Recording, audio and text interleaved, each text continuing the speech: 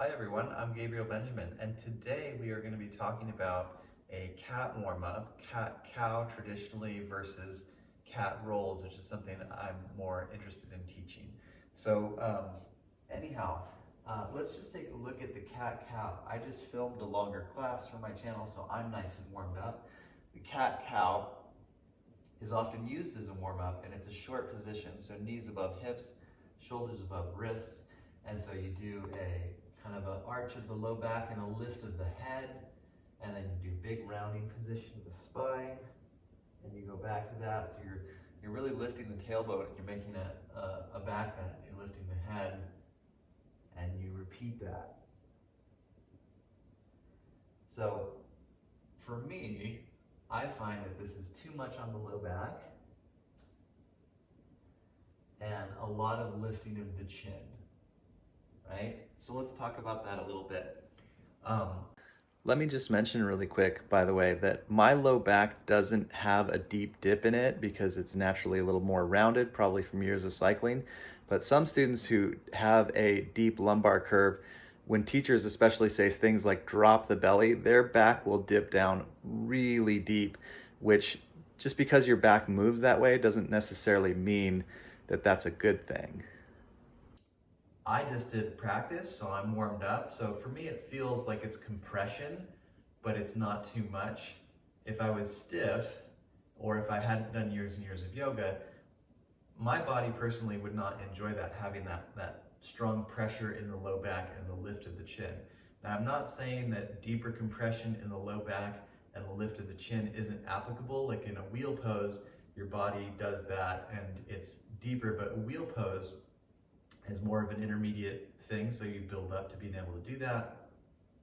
And it's also at the end of practice, so your body is really warm and there's a lot of circulation.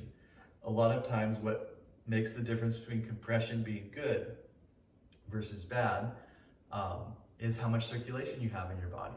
So considering cat-cow is a traditional warm-up, for some people it's gonna feel really good, and that deeper movement in is going to feel really good. So there's a reason why people like it, and there's a reason why teachers teach it.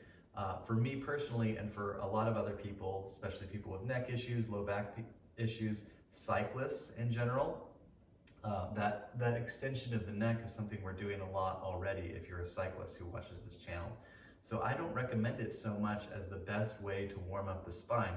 I'm not saying if you're a person who enjoys it that you're necessarily wrong, but for the general public, I wanted to put this message out there.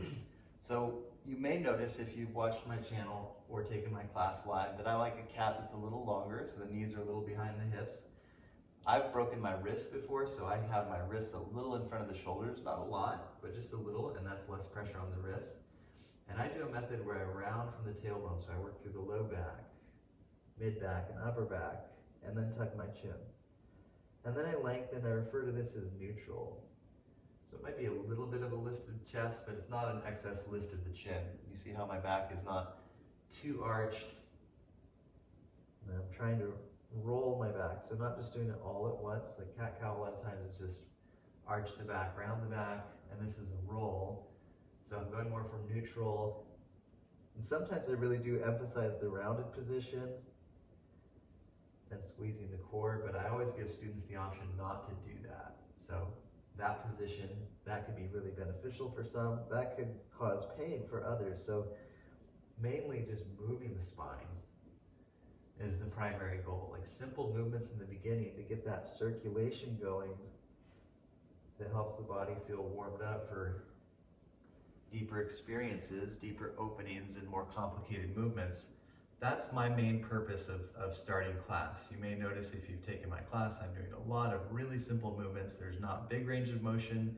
It's not exhausting or heavily engaging the muscles, but it is using the muscles and using mobility and mostly moving a lot for circulation. So is this video helpful? Have you had these experiences doing cat-cow or cat rolls? Let me know what your experience is and leave a comment below. It's also really great if you like, subscribe, and share these videos.